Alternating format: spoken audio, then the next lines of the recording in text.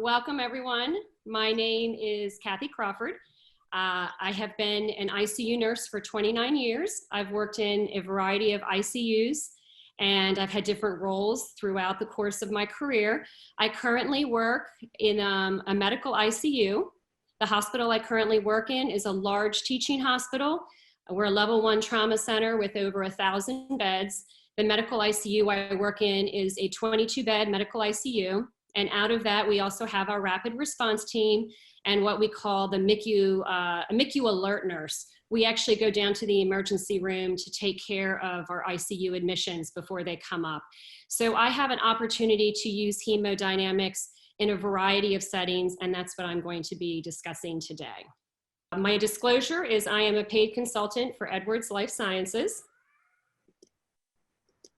The objectives we're going to talk about today, we're going to focus on using hemodynamic monitoring parameters, specifically stroke volume, to guide care in the hemodynamically unstable patient. I'm going to spend a lot of time talking about hypotension because I do see that a lot in my practice. And you're going to be able to utilize the principles of hemodynamics in addition to vital signs to treat these unstable patients. Well, we're going to start with vital signs. I think a lot of us, if we look at these vital signs, I included these because these are relatively normal vital signs. And I really want to focus and talk about the mean arterial pressure, because I think a lot of times, especially in critical care and even down in the emergency department, we do focus on the mean arterial pressure. And our goal the gold standard now is to keep the MAP greater than 65. And we have this idea that if our patient's mean arterial pressure is greater than 65, that they're in fact stable. And that they're not only stable, but that we're able to perfuse, that they have good tissue perfusion. And I want you to think not just about blood flow, but about tissue perfusion and how well we're oxygenating our liver, our kidneys, our fingers, and our toes. When we talk about traditional measures, specifically the mean arterial pressure, I want to talk about how it is slow to respond, and it doesn't always tell the full story. I honestly, if you give me a patient, I can make anyone's mean arterial pressure greater than 65, especially if I start adding medications such as norepinephrine and neosynephrine. But patients that are on medications like that, or patients that are severely vasoconstricted, do they really have good tissue perfusion? And I love this quote that I found from Garcia and Gonzalez. A normal arterial blood pressure does not necessarily discard the absence of hypoperfusion. Because you have to remember, our bodies are made to sustain a mean arterial pressure greater than 60 or 65 at all costs. And we will vasoconstrict in early signs of shock states. And I think we want to start moving away from thinking about the mean arterial pressure and assuming that just because you have good blood pressure, that you have good blood flow and good tissue perfusion.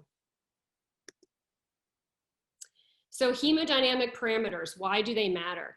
We're going to talk about stroke volume, systemic vascular resistance, cardiac index, and cardiac output. We're going to talk about how you can use these parameters in addition to the mean arterial pressure to help guide care of your hemodynamically unstable patient and maybe the patient that appears to be stable but has some things happening that we can't quite see. I want to take a little bit of a step back and do a little hemodynamics 101. I want to talk about cardiac output. Cardiac output is the amount of blood that is pumped by the heart, and it's used liters. The measurement is liters per minute. So how much blood is your heart pumping over a minute's time? And a normal cardiac output is 4 to 8. And it really does depend on the patient's height and weight. So when we look at cardiac output and we have that big variability, we can actually do an index, cardiac index. And that, when you index a parameter, you're taking into account the height and the weight. So a cardiac output is divided by the body surface area is your cardiac index. Stroke volume. Stroke volume is the amount of blood ejected from the left ventricle per beat. Normal stroke volume is very similar to a normal heart rate, 60 to 100. Systemic vascular resistance is that parameter that tells you how hard the left ventricle has to work to perfuse your organs. What is the resistance? And when we think about vasoconstrictive states, like you might see in a shock-like state, you're going to have a very high SVR. And in states such as septic shock, early on, we're going to have a lot of vasodilation where we will actually see a decreased SVR. And the normal SVR is 800 to 1200. And how do we use all these parameters together? So the basic cardiac output, cardiac index, is your stroke volume times your heart rate. So when we think about somebody who needs to increase their cardiac output, say for instance, you're going out for a run, your body will simply increase your cardiac output by increasing your heart rate. So if you go out for a run, your heart rate's going to go up to maybe 140, 150. Another way we can affect cardiac output is by your stroke volume, and that has several components. And when I think about stroke volume and I think about the heart as a pump, I always think you need to have three things. And those three things are your preload, afterload, and contractility. And broken down, your preload is basically your fluid status.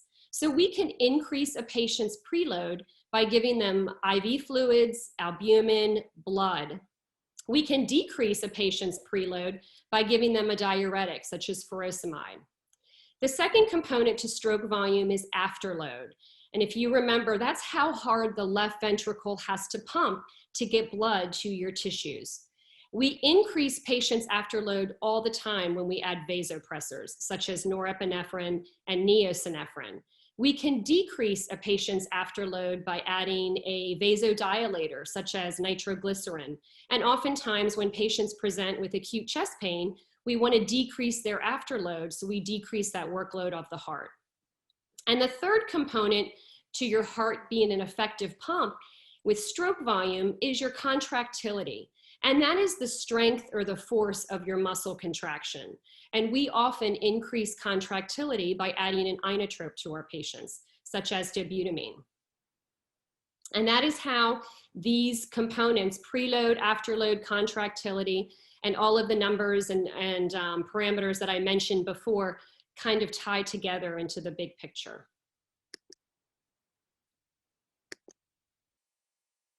How do we know if we're optimizing oxygen delivery? How do we know if we're perfusing the fingers and the toes? And I mentioned before, an adequate blood pressure, a MAP of 65 or greater, does not always mean adequate blood flow to the tissues. And if you look over to the right-hand side of my slide, you'll see this is one of my favorite graphs that I've actually come across. And it shows a patient who is actively bleeding. They're bleeding maybe into their abdomen, maybe into their groin, retroperitoneal bleed, perhaps a bleed that we can't even see. And as they lose blood volume, I want you to look at the map. With this particular patients, you'll notice they can lose up to 20% of their blood volume before the mean arterial pressure starts to drop. And that just kind of highlights that looking at the map alone does not tell us the whole story. You'll notice as the patient starts to lose blood, almost immediately, their cardiac output starts to drop. And that makes sense because that's the amount of blood the heart is pumping over a minute's time. You'll also notice as the patient is starting to lose blood, their systemic vascular resistance goes up drastically. And that makes sense because the patient is vasoconstricting. So if we're just looking at the map, we are not getting the whole story here. And we're not seeing what's happening behind the scenes if we're not looking at cardiac output, cardiac index, SVR, and stroke volume. And these particular patients, I always like to visualize, these are the patients that are standing on the edge of a cliff. And they're holding on to that mean arterial pressure as best they can, but they're compensating behind the scenes and they're about to fall off the cliff. And if we can intervene before these patients take the dive off the cliff, then that's actually a very good thing. So I want to highlight 3 patients that I actually have taken care of over the course of the past couple years in a variety of ICUs. When you look at these 3 patients, you notice a very normal blood pressure. That MAP is exactly 65, and they all have relatively normal heart rates. They're slightly tachycardic, but if this patient presented in ED triage or maybe on a rapid response call, or you're at the bedside in the ICU and you see these vital signs, I'm not terribly alarmed with looking at this. But these 3 particular patients happen to have an arterial line, and I was able to use a minimally invasive device, the FlowTrack, to get a look at those behind the scene hemodynamic parameters. And this is going to tell a very different story. So let's take a look at patient number 1. While they are maintaining a mean arterial pressure of 65, and they have a relatively, like I said, slightly tachycardic, their cardiac index is 1.9. So that's a little bit low. Their stroke volume, normal stroke volume, is 60/100. That is also low. And their SVR is 620. And that's telling me the patient is a little bit vasodilated. So there is something happening with this patient behind the scenes that I would not be able to see if I wasn't using the arterial line flow track device. Patient number 2, you will notice once again a mean arterial pressure of 65, but look at that cardiac index. It's 1.2. That is significantly low, and I have a lot of concerns. What is also very concerning was an SVR of 2,130. This was a patient that I actually picked up at 7 p.m. a couple years ago, and I'll go into the story in just a moment. Patient number 3, cardiac index, stroke volume, and SVR are all completely normal. So once again, all 3 of these patients have a normal mean arterial pressure, and they are each slightly tachycardic. Patient number 1 was a patient I actually cared for in the medical ICU where I currently work. They were a sepsis patient who had received some fluids down in the ER, but obviously was not adequately resuscitated. So we were able to intervene quickly and early before their blood pressure dropped. Patient number 2 was a 25-year-old who was an ATV accident. He suffered a blunt force abdominal trauma and was actually in the surgical ICU for a couple days, and they were thinking about transferring him out. They were talking about taking out his arterial line. And immediately when I looked at those numbers, the cardiac index and the SVR, I was able to get the surgical resident. We did a quick ultrasound of the abdomen, went to CAT scan, and he was class 1 to the OR. He had lost about 2.5 liters of blood into his abdomen. But remember, this patient, he was 25, he was young, he had a very healthy heart. He was vasoconstricting and doing a lot of things to maintain his mean arterial pressure. And if I didn't have access to those additional hemodynamic parameters, I most definitely think he would have fallen off the cliff, as I like to say. So we were able to get him to the OR quickly. Patient number 3 was a patient I took care of in a neurocritical care unit who was status post aneurysm clipping. He had a headache, and I gave him some Tylenol. That's why he was a little tachycardic, and he did just fine. But I highlight these 3 patients because they all had the same heart rate and mean arterial pressure, but what I was able to get with those additional hemodynamic parameters really helped me to guide in their care and to intervene early. So after my stories and my little discussion on hemodynamics, I really want us to stop focusing on the mean arterial pressure as much and to start thinking about how well is this patient perfusing? What is their blood flow? How are they perfusing their fingers, their toes, their kidneys, their liver, all the vital organs? So how do I get these fabulous numbers that I'm talking about?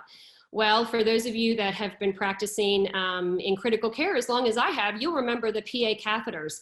When I started in the early 1990s, most of my ICU patients did have pulmonary artery catheters, and they're great. You get a lot of information about the right and left side of the heart. They are very invasive though, and they land, the catheter goes through the right side of your heart and lays in the pulmonary artery. You have a large central line, and they have a lot of complications. You certainly cannot thread PA catheters down in the emergency room or on rapid response calls. So we can move to another way to get these numbers, and that's the minimally invasive arterial line. And that's what I was using with patient number 1, 2, and 3. They actually had an arterial line, and I was able to use the EV1000 or the flow track to obtain these numbers. And lastly, there is a way, it's completely non-invasive. You can get the exact same numbers, SVR, stroke volume, cardiac output, and cardiac index with the ClearSight device, and that's actually a finger cuff. My hospital currently has it mounted on our rapid response cards, and I'm able to take it to RRT calls. You can use it really in any setting that you're in. The why. I do like to throw this slide up. It's just a handful of articles that I've read over the years, but it talks about using stroke volume to guide fluid resuscitation and why we should be doing this. And I'm certainly willing to provide this slide to you if you would like to see more of my references. So I want you to think about how we are treating hypotension, both in and outside of the ICU setting. Think back to the last patient that maybe you took care of that became hypotensive. Let's say their blood pressure dropped to 70/50 or 80/40. How did you treat that hypotension? And I think most of us would say that we started to give fluids, especially if you're in a surgical ICU or you're in the ED setting, or even on rapid response. A lot of times we start giving fluids, and that's great. If you're using a smart pump like I am, you're probably running a bolus of normal saline or lactated ringers at 999. So if you're giving a 500 ml fluid bolus, it's going to take 30 minutes. If you're giving a liter, it's going to take an hour.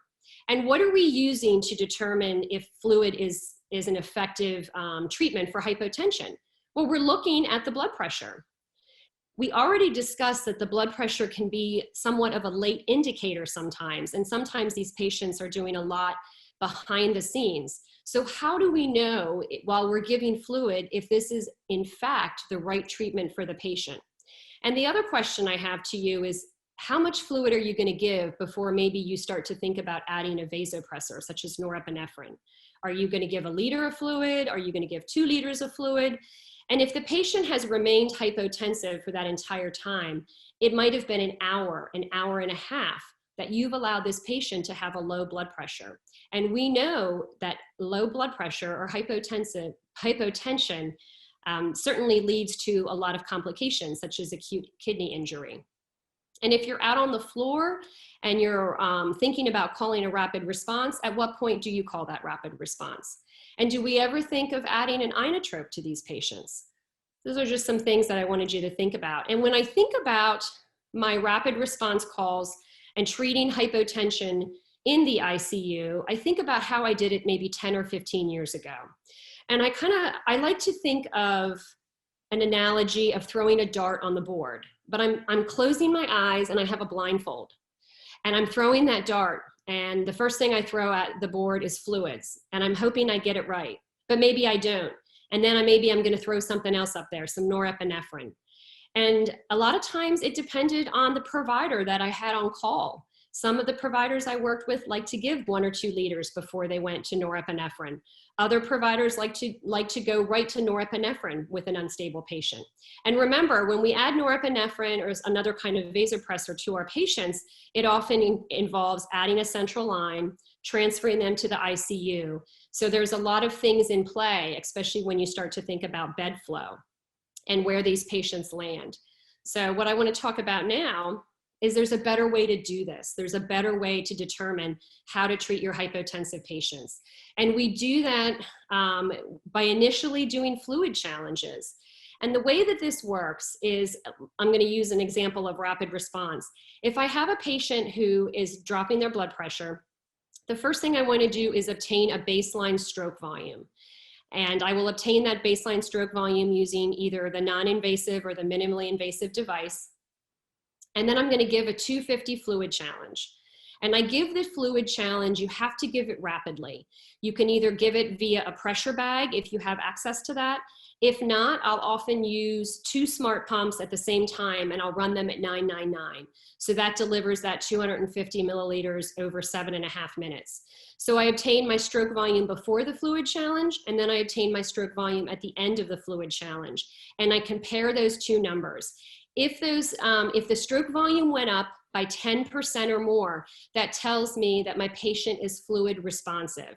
Because remember, as you increase your preload, meaning you adding fluid, your left ventricular stroke volume will start to increase until it reaches his optimal preload. So if you look at the slide to the left, that's your Frank-Starling curve, which is something we all learned about in our pathophysiology class. And patients are fluid responsive when they are on that ascending part of the curve. And ideally, for most of our patients, we like them to be at the point where they are euvolemic and they're at that top part of the curve. That's what we like for most of our patients. We don't want them to be too dry, and we certainly don't want them to have too much fluid.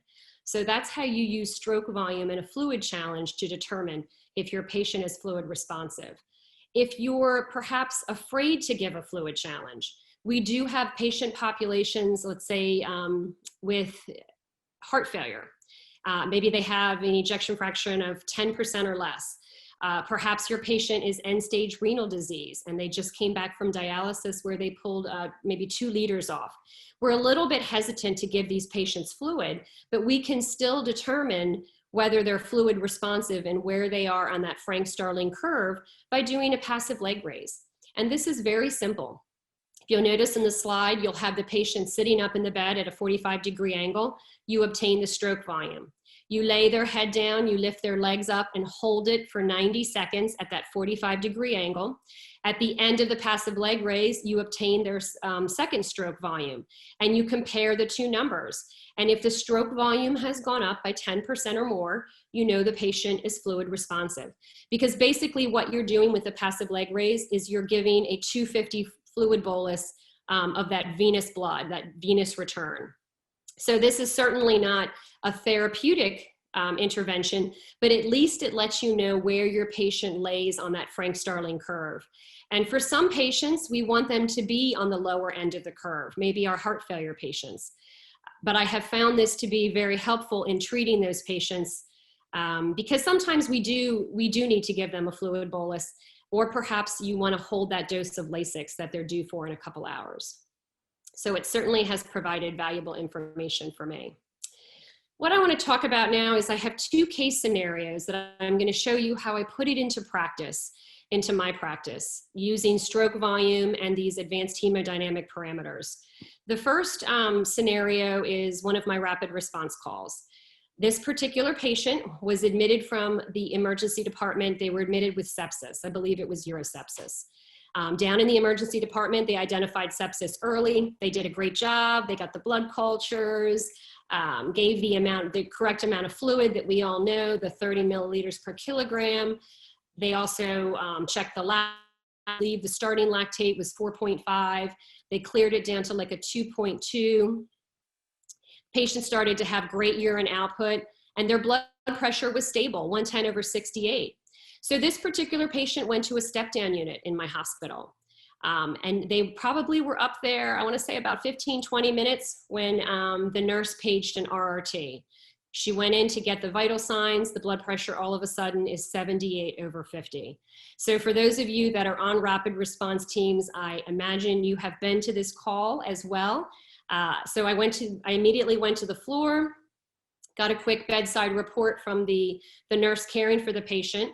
I knew the patient was septic from the diagnosis. The blood pressure was low. I immediately wanted to give a fluid challenge because we do know that our septic patients, sometimes that 30 ml per kilogram is not enough. I started by using the non-invasive finger cuff, and I obtained a stroke volume. It was 48. I gave a 250 ml fluid bolus over 7.5 minutes. I had 2 smart pumps running. And I obtained the stroke volume at the end of the fluid challenge, and it was 56. So what does that tell me? It went up by more than 10%, more like 15 or 17%. So that tells me that patient is on the ascending part of the Frank-Starling curve. They are fluid responsive. And from what we know about septic patients, I know that sometimes we need to give them, obviously, a lot of fluid. So the blood pressure still remained low. I knew the patient was fluid responsive. I went ahead and gave an additional 250 ml fluid boluses for a total of 500. And I obtained the stroke volume before and after. At the end of my second fluid bolus, the patient's stroke volume remained the same. I think it went from like 60 to 61 maybe. So that told me that my patient was now at the top part of the Frank-Starling curve. They were euvolemic.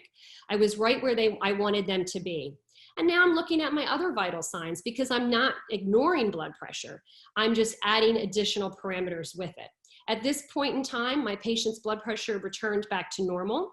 I was also using an iStat device, and I was getting lactates, and the lactate actually went down to 1.9. And during this call, the patient had to use the bedpan. So I know that the urine output had increased as well. So based on all of these things, we decided to leave the patient on the floor. And when we wrap up our rapid response calls in my hospital, we have a huddle, and it involves myself, the provider, the resident involved in the call, and the floor, the nurse, the bedside nurse, and the charge nurse. And what we talk about is what we did on the call and the path forward and who's going to be responsible for following up. And the nurses on the floor on the sit-down unit actually had an excellent question. They asked me, they said, how do we know this blood pressure isn't going to drop 15 or 20 minutes after you leave? And I thought it was an excellent question. They were a little concerned and thought maybe the patient should go to the ICU. So I explained what I did during the call, and I explained how I used stroke volume to guide my fluid resuscitation. And I actually drew a little picture of the Frank-Starling curve, and I explained based on everything that I had done and the information that was in front of me that I felt pretty confident that this patient was going to remain stable.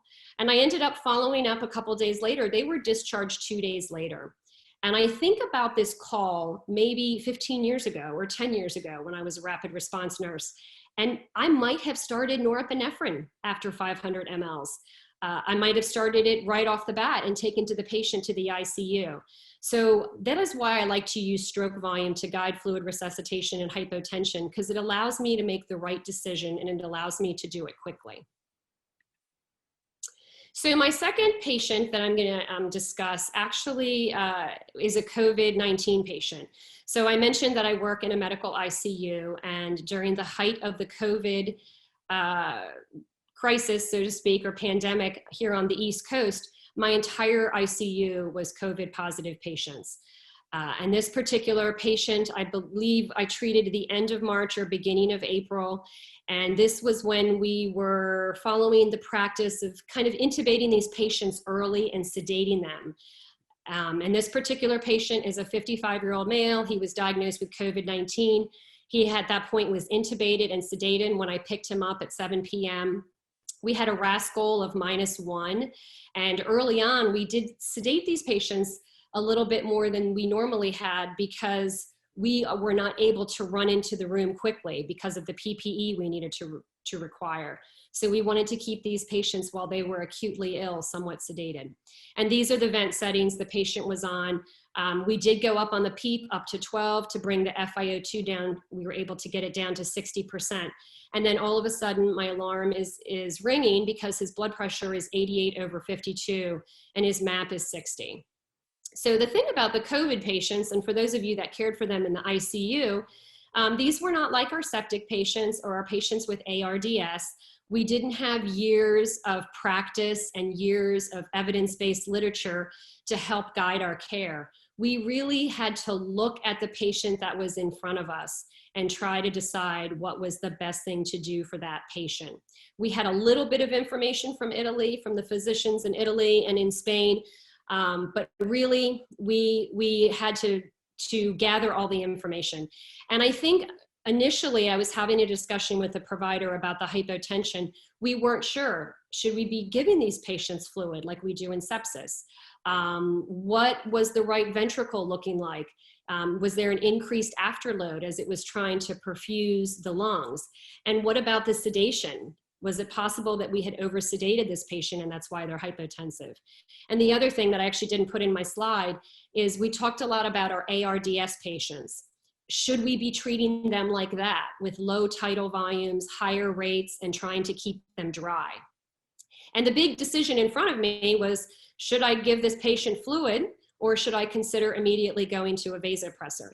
This particular patient had an arterial line, and I was able to hook up the FlowTrack device, and I found out that my stroke volume was 52, which was a little bit low. My cardiac index was good. I was happy with 2.5, and my systemic vascular resistance was low normal, a little bit low, 730.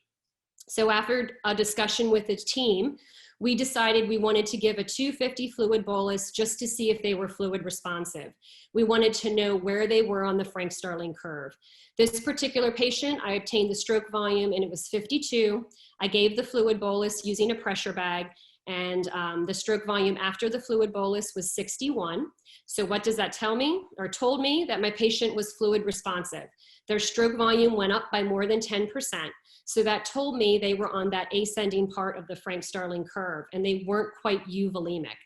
My blood pressure after that was a little bit better, but I still wasn't happy. So after a discussion with the team, we decided to go ahead and give another 250. And like I said, we were a little conservative with the fluids because we weren't really sure if these patients were going to respond to fluid. As I said, we didn't have all of the information like we do with our septic patients and our patients in ARDS. So after the second fluid bolus of 250, my stroke volume did not go up by 10% or more. It started at 61 and it went to 63. So that told me my patient no longer needed fluid. They were euvolemic. I was right where I wanted them to be with that. My blood pressure was still low at that point, so we decided to go ahead and start norepinephrine at 5 mics per minute. And I highlight this COVID patient because with all of our COVID patients, this was new territory for us and new ground. And these patients were very sick, the ones we had, as I'm sure yours were as well. And I wanted all of the information I could get. And part of that information for me was the hemodynamic parameters.